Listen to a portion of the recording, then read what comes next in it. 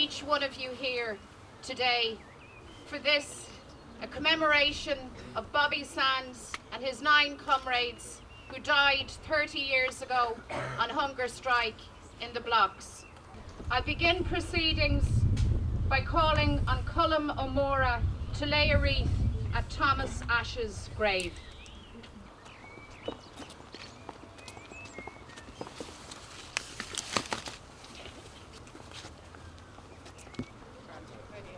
I call on Nolene Riley to read the Roll of Honour.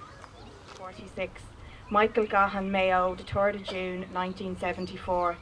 Frank Stagg Mayo, the 12th of February 1976. Bobby Sands, Belfast, the 5th of May 1981. Francis Hughes, Derry, the 12th of May 1981. Raymond McCreesh, South Armagh, the 21st of May 1981. Patsy O'Hara, Derry, the 21st of May 1981. Joe MacDonald, Belfast, the 8th of July 1981. Martin Hurtson, Tyrone, the 13th of July 1981. Kevin Lynch, Derry, the 1st of August 1981. Kieran Doherty, Belfast, the 2nd of August 1981. Tom McAwee, Derry, the 8th of August 1981. Michael Devine, Derry, the 20th of August 1981.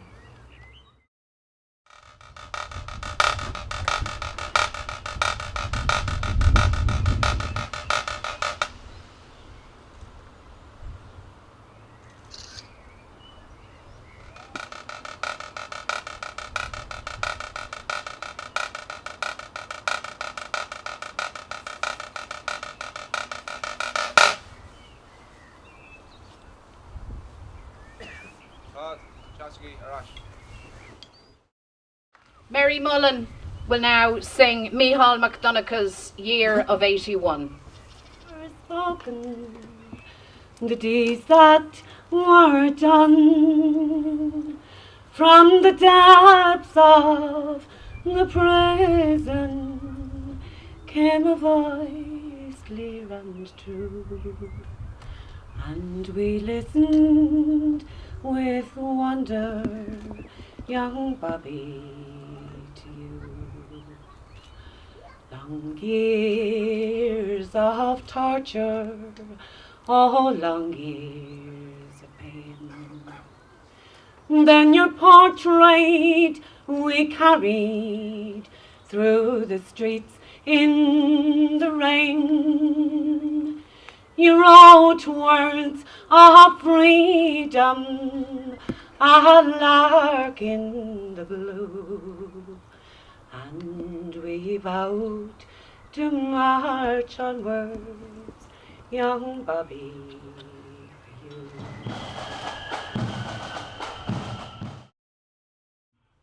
Do you know this thing, my friend? It has withstood the blows of 1,000,000 years and will do so to the end. It was born when time did not exist, and it grew up out of life. It cut down evil's strangling vines like a slashing, shearing knife.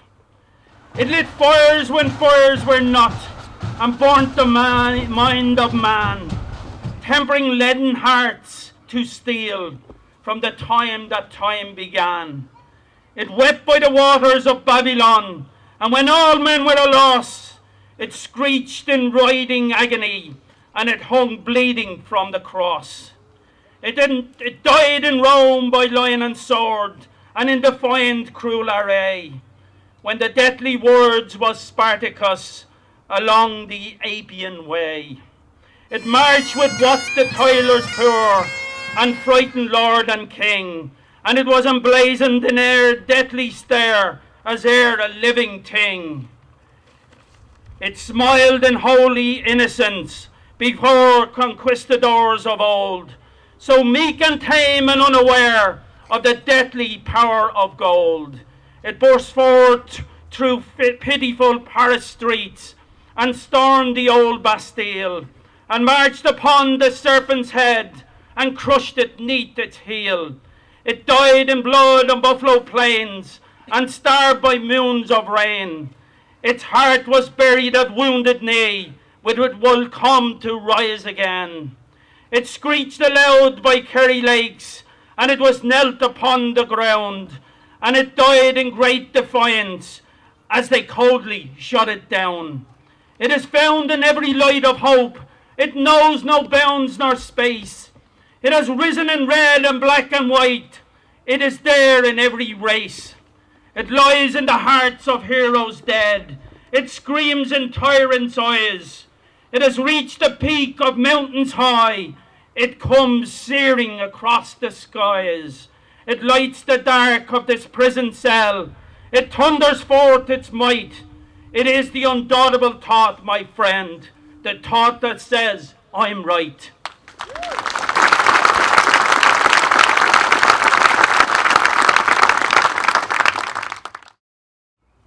So today, we remember Bobby Sands, but you really can't speak of Bobby without, in the same breath, speaking of Francie, of Raymond, of Patsy O'Hara, Joe McDonald, Kevin Lynch, Kieran Doherty, Big Tom, Mickey Devine, and also of Frank Stagg and Michael Gahan, who, as we know, died in prisons in Britain on hunger strike.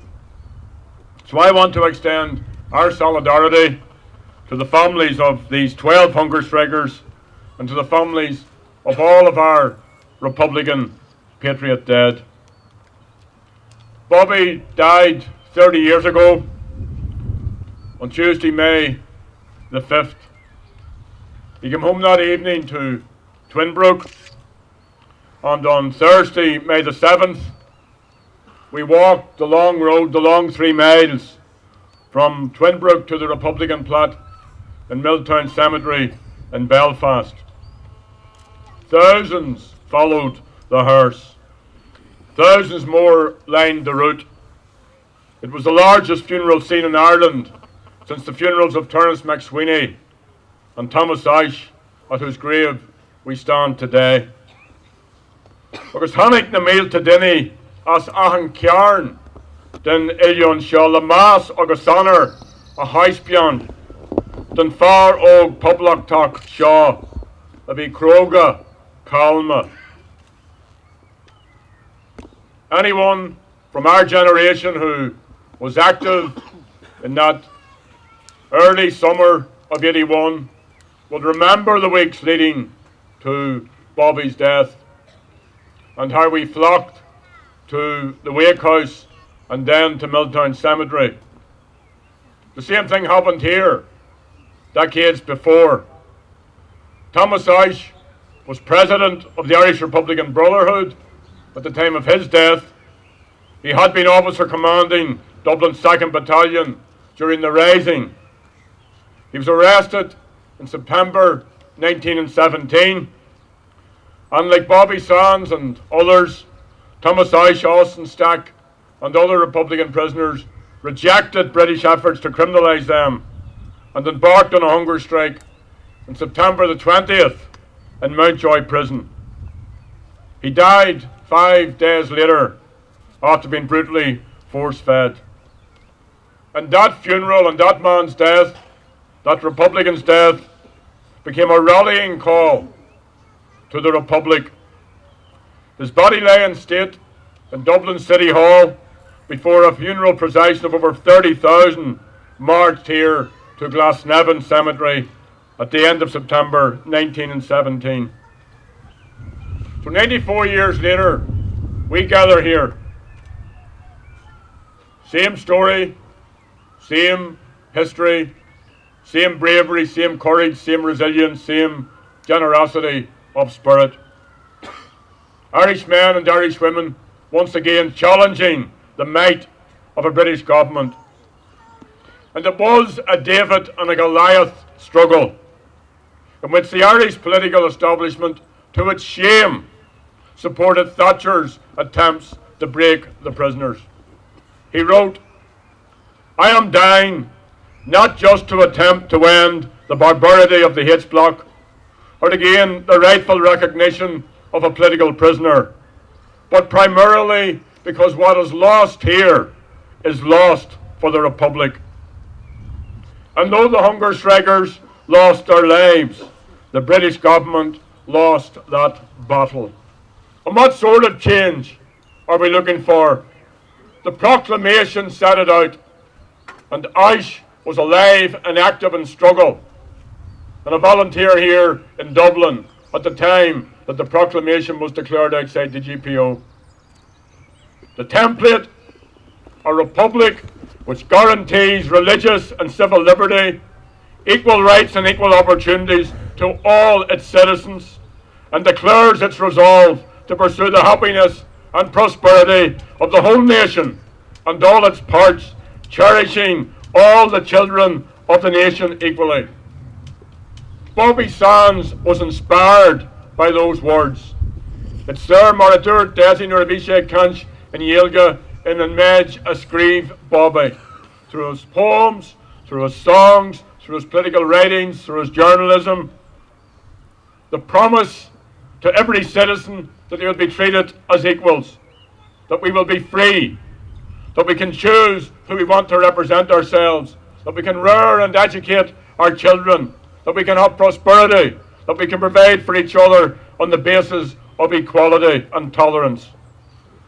And writing on little pieces of paper, little skins, cigarette papers, with a refill of a barrow pen, which he hid on his body, Bobby used the power of his words to rail against those who ignore injustice and exploit and oppress working people.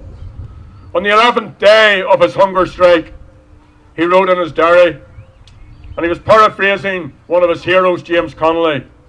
He condemned those, and I quote, this is Bobby Sands, bubbling over with enthusiasm for his country, those who walk through the streets among their people, their poverty, their suffering, and who does nothing is, in my mind, a fraud. So what would they say about the state? Imagine what James Connolly would say about the state of our health service. What would they say about elderly patients being forced to lie on trolleys or to sleep on chairs in overcrowded A&E units? I tamid Avildara and Sais Warrawal, a big James Connolly, no Thomas Ice, no Bobby Sands.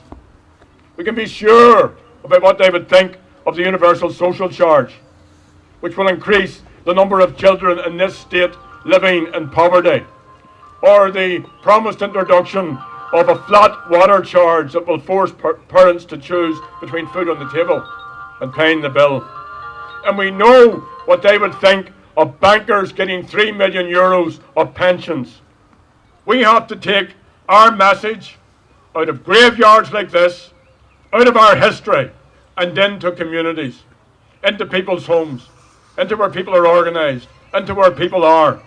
We need to take our message of hope, our message of progress, our message of freedom. Very old-fashioned word, saoirse, freedom. We need to take that message into every part of this island, into every man and woman on this island. And everyone here has a part to play in that. Many people here may be members of Sinn Féin, but some people will not be members of Sinn Féin. Why not? Why not join the party?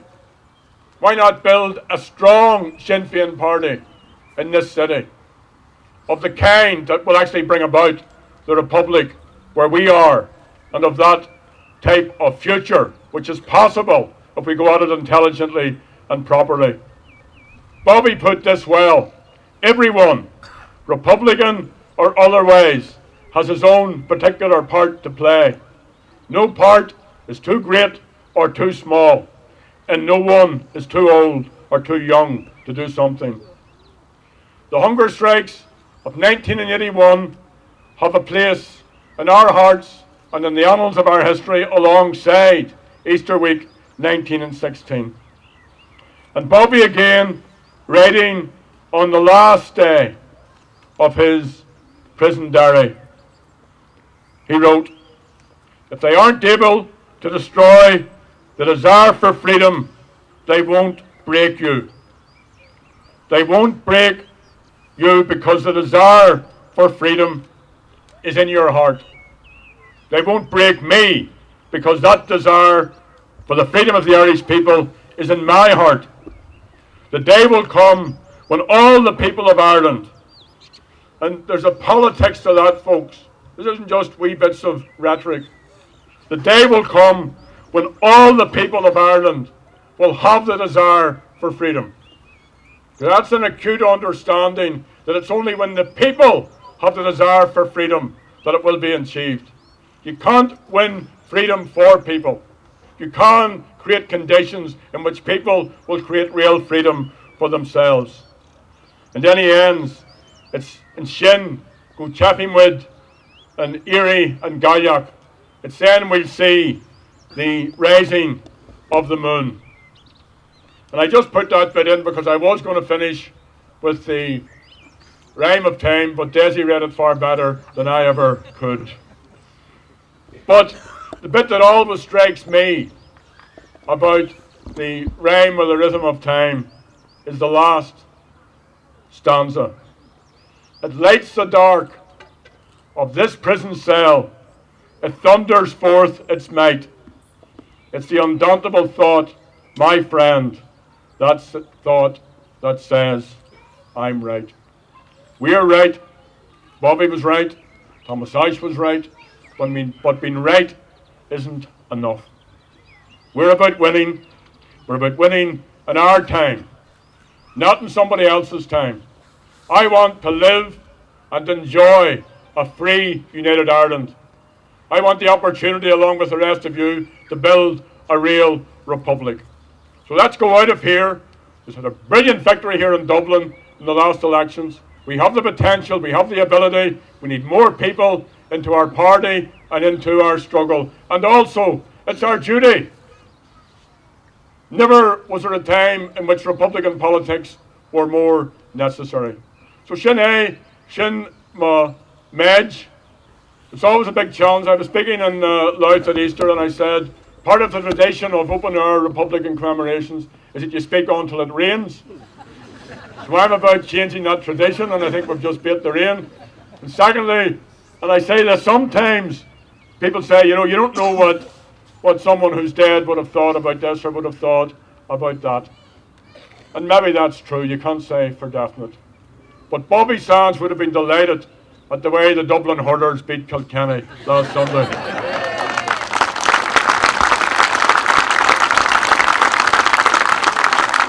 And that's nothing against Kilkenny, but up the Dubs. So, let's get on it, folks. We have a lot to do. There's a lot of people depending on us. We have the ability, we have the potential to straighten out this mess and to move forward. Thanks for all your work. Thanks for everybody who's worked. Hopefully, apart from the West Belfast by-election, we won't have elections for another couple of years, so we'll be able to do a lot of organisational and capacity building. But for all of you who worked in the elections, thanks for all that work. You were absolutely brilliant. Go Mila Mila Mila Mayogov.